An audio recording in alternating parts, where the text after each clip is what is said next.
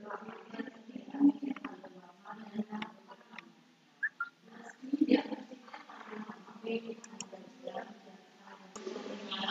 Assalamualaikum warahmatullahi wabarakatuh. Bertemu kembali bersama Ibu Indi Utari Dewi di pelajaran Sejarah Indonesia. Untuk hari ini, kelas 10 TSM, kita akan mempelajari bab ketiga tentang pengaruh agama dan kebudayaan Hindu-Buddha di Indonesia.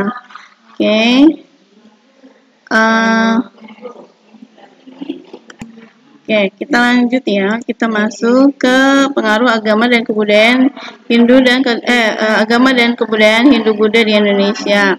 Nah, ini sejarah agama Hindu diawali dengan kedatangan bangsa Arya melalui celah Khyber. Nah, ini sejarahnya agama Hindu. Ya, ada di dalam kebudayaan Hindu ini ada beberapa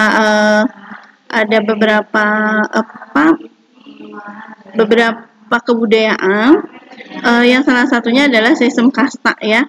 Nah, pertemuan kebudayaan antara kebudayaan Dravida dan bangsa Arya telah melahirkan sinkretisme kebudayaan dalam bentuk agama Hindu ya.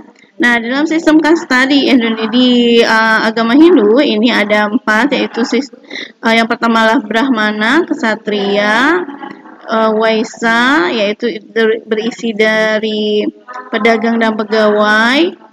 Kemudian ada Sudra, yaitu rakyat biasa. Nah, bangsa Arya menciptakan sistem kasta karena tidak ingin tercampur dengan bangsa Dravida ini ya. Karena mereka berpendapat bahwa bangsa Arya itu lebih baik dibandingkan bangsa Dravida.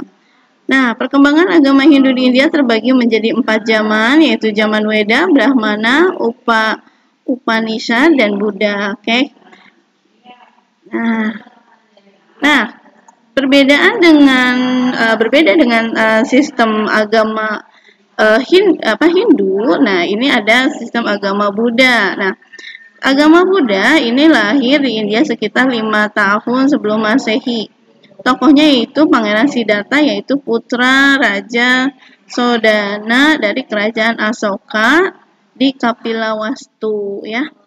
Nah, Pangeran Siddhartha ini dia mendapat pencerahan itu di bawah pohon Bodhi di Bodhgaya ya. Nah, kemudian dia mendapatkanlah ajaran tentang Buddha yang berbeda dengan agama Hindu yang selama ini berada di negaranya. Sepeninggal Buddha, pengikutnya menyebarkan ajarannya dan lahirlah kitab suci Tripitaka. Agama Buddha yang berkembang terbagi menjadi 2 aliran, yaitu Hinayana atau kendaraan kecil dan Mahayana yaitu kendaraan besar. Nah, ini adalah sejarah dari Hindu-Buddha. Oke.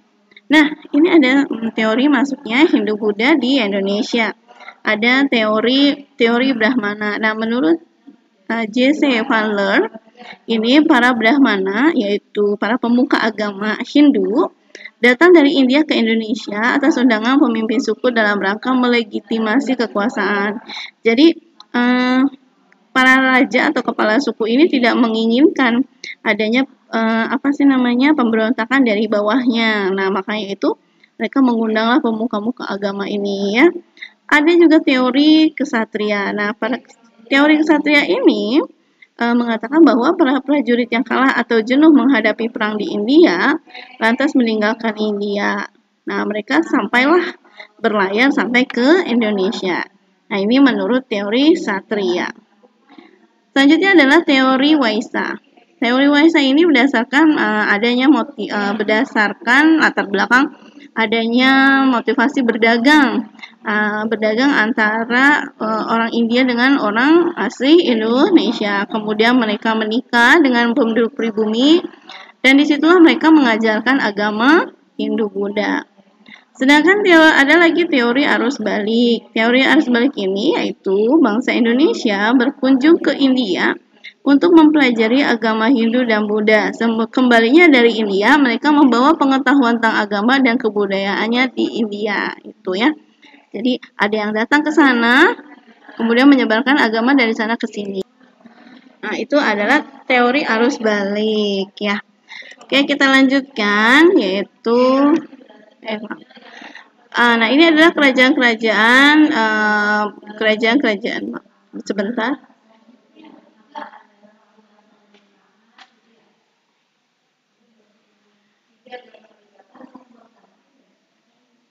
Nah, ini adalah kerajaan pertama di Indonesia, kerajaan Hindu-Buddha pertama di Indonesia, yaitu Kerajaan Kutai.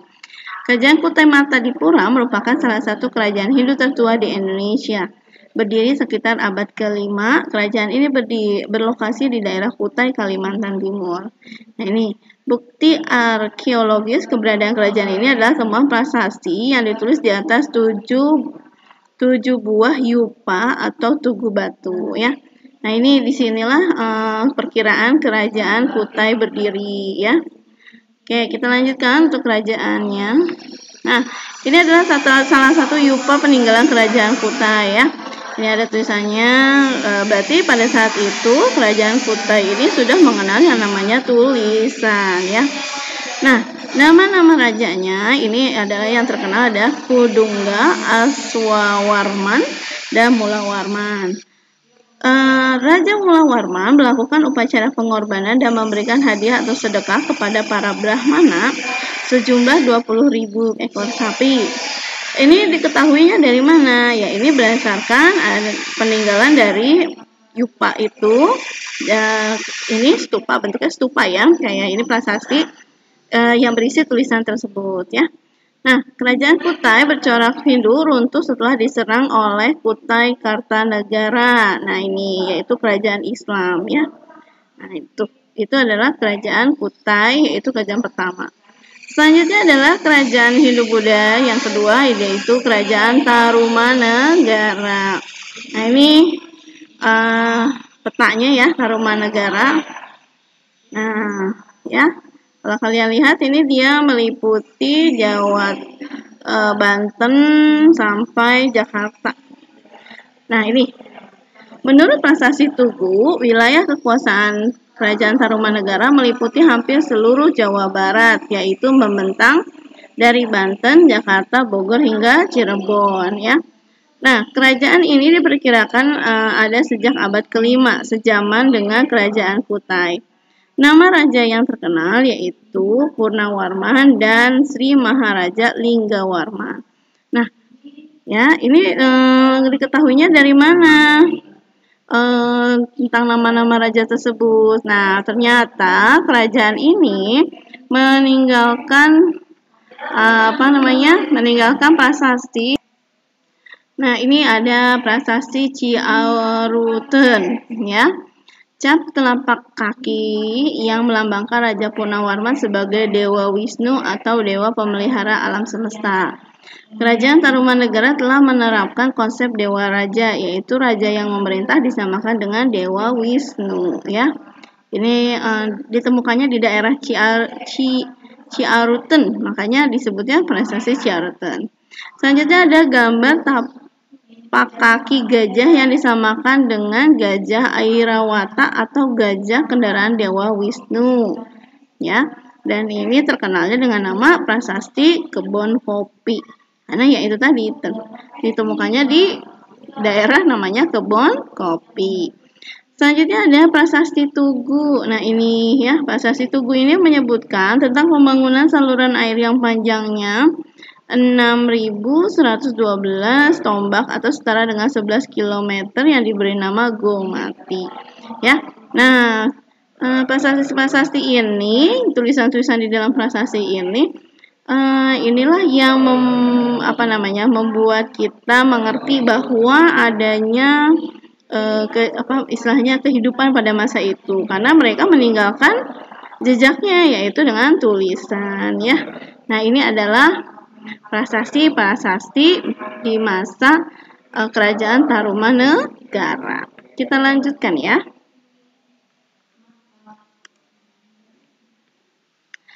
Nah, selanjutnya adalah Kerajaan Pajajaran atau Sunda ya. Nah, ini Kerajaan Sunda yaitu berdiri pada abad 7 sampai abad ke-16. Wilayahnya meliputi Provinsi Banten, Jakarta, Jawa Barat, dan sebagian Jawa Tengah sekarang.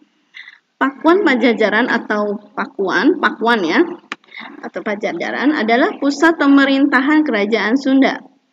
Nama-nama rajanya antara lain Maharaja Srijaya Bupati, Rahyang Niskala Wastu Kencana, dan Prabu Ratu Dewata. Nah, ini kalau kalian lihat ya, nih ini ada di peta ini adalah wilayah Kerajaan Sunda yang coklat tua. Sedangkan yang coklat muda ini adalah Kerajaan Galuh. Kemudian Kerajaan Sunda dan Galuh bersatu menjadi Kerajaan Sunda. Ya. Oke, kita lanjutkan. Nah, menurut cerita Parahyangan, Kerajaan Sunda didirikan oleh Tarus Bawa yaitu pada tahun 669 atau 591 Saka. Sebelumnya wilayahnya merupakan bagian dari Kerajaan Tarumanagara. Akibat dari melemahnya pengaruh Kerajaan Tarumanagara, terjadi konflik kekuasaan, yaitu berdirinya Kerajaan Galuh dan Kerajaan Sunda. Sepeninggal Tarus Bawa, Sanjaya yaitu menantu dari Tarus Bawa menyatukan kembali Sunda dan Galuh sehingga menjadi Kerajaan Sunda. Nah, ini adalah prasasti yang ditinggalkan, yaitu namanya Prasasti Sanghyang Tapak. Ya. Nah, dalam Prasasti Sanghyang Tapak disebutkan seorang raja bernama Maharaja Srijaya Bupati dan berkuasa di Prahajian Sunda. Raja Jaya Bupati digantikan oleh Rahyang Niskala Wastu Kencana atau Raja Sri Baduga Maharaja yang terlibat dalam Perang Bubat pada 1357. Dan pada tahun 1579, Maulana Yusuf dari Kerajaan Banten menyerang Kerajaan Sunda yang ketika itu dipimpin oleh Prabu Ratu Dewata. Serangan itu menyebabkan runtuhnya Kerajaan Sunda. Nah, ini ada peninggalannya berupa bentuknya candi dan terkenal sebagai Candi Cangkuang. Nah, ini adanya di daerah Garut, Jawa Barat. Nah, ini adalah peninggalan Kerajaan Sunda. Nah, ini ya, kita skip saja untuk yang ini. Kita lanjut yaitu Kerajaan Melayu. Nah, ini adalah Kerajaan Hindu-Buddha selanjutnya. Kerajaan Melayu, lokasinya pusat Kerajaan Melayu diperkirakan di sekitar Jambi, atau zaman dulu namanya Canpei. Persisnya di tepi Sungai Batanghari. Nah, berita dalam sejarah dinasti Tang mencatat tentang datangnya utusan dari Moloyo, atau kita sebut sekarang Melayu ya, pada 644 Masehi dalam rangka hubungan dagang. Jadi, utusan dari Melayu ini datang ke Cina yaitu pada masa dinasti Tang. Nah, itulah yang membuktikan bahwa adanya Kerajaan Melayu. Sekitar tahun 692 Masehi, kerajaan ini ditaklukkan oleh Sriwijaya. Namun, sekitar tahun 1275 kerajaan ini pulih kembali, ya. Dan Kerajaan Melayu ini mencapai puncak perkembangan pada masa pemerintahan Aditya Warman. Nah, ini adalah peninggalannya ya. Peninggalannya yaitu bentuknya arca Amogapasa.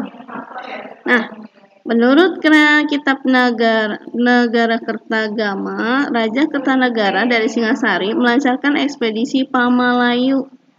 Nah, ini ekspedisi tersebut diikuti pengiriman arca Amogapasa pada 1286 sebagai hadiah kepada Maharaja Melayu Sri Matribhuwana Raja Mauli Warmadewa. Nah, ekspedisi Melayu ini dimaksudkan untuk menjalin persahabatan serta menggalang kekuatan militer bersama untuk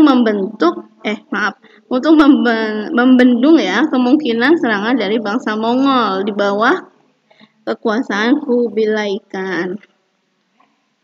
Nah, ini selanjutnya adalah Kerajaan Sriwijaya. Nah, Kerajaan Sriwijaya ini terbentang dari Kamboja, Thailand Selatan, Semenanjung Malaya, Sumatera, Jawa, dan pesisir Kalimantan ya.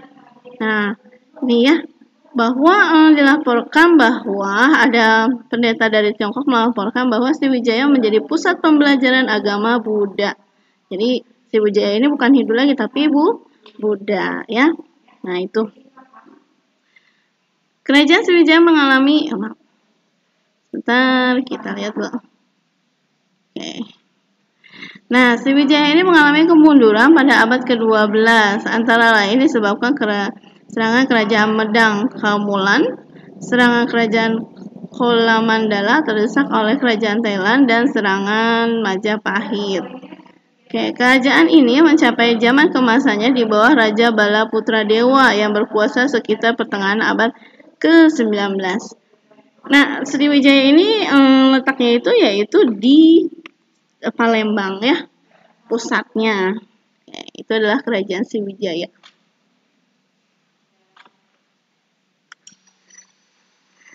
Nah, ini ada prasasti dan prasasti Kedukan Bukit ya, dapat diinterpretasikan bahwa kerajaan Sriwijaya bukan berpusat di Palembang melainkan di Muara Takus atau Riau. Pernyataan ini didukung temuan arkeolog berupa stupa di Muara Takus, yaitu Kabupaten Kampar Riau. Penguasaan dan pemindahan ibu kota ke Palembang dimaksudkan agar Sriwijaya mudah menguasai daerah-daerah sekitarnya, seperti Bangka, Jambi Hulu, dan Jawa Barat atau Tarumanagara. Jadi sebelum pindah ke Palembang, sebetulnya Sriwijaya itu asalnya adalah di Kampar Riau. Ya. Oke. Nah, masyarakat Sriwijaya sebagian besar kehidupannya adalah perdagangan dan pelayaran. Ini ya. Oke, nah ini kita lanjut saja. Nah, ini adalah peninggalan kerajaan Sriwijaya. Yang pertama, Arca Buddha Langgam Amarawati. Ada prasasti Telaga Batu, prasasti Talang Tu. Nah, ini kalian bisa lihat untuk prasastinya itu di Museum Nasional di Jakarta ya. Oke. Selanjutnya adalah kerajaan Kalingga. Kalingga ini bercorak kerajaan Buddha itu di Jawa Tengah, yaitu berdiri sekitar abad 17. Nah, raja yang terkenalnya adalah Ratu Siam. Oke, kita langsung saja untuk raja. Selanjutnya adalah kerajaan Mataram. Nah, ini kerajaan Mataram itu terbagi menjadi ada dua, yaitu kerajaan Mataram kuno. Ini kerajaan Mataram yang Hindu ya. Yang Hindu ini adalah kerajaan Mataram kuno, yaitu kelanjutan dari kerajaan Kalingga di Jawa Tengah. Lokasinya di pedalaman Jawa Tengah, sekitar daerah yang dialiri sungai.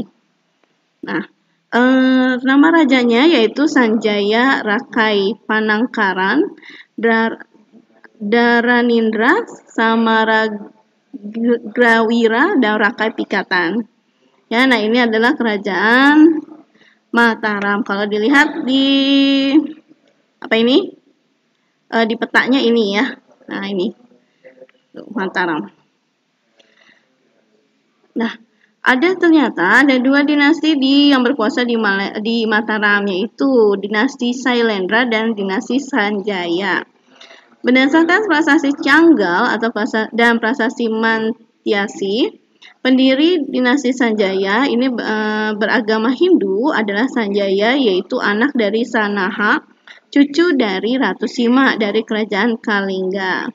Nah, sedangkan pengganti Sanjaya yaitu Rakai Panangkaran ya, mendirikan namanya dinasti Sailendra yang beragama Buddha.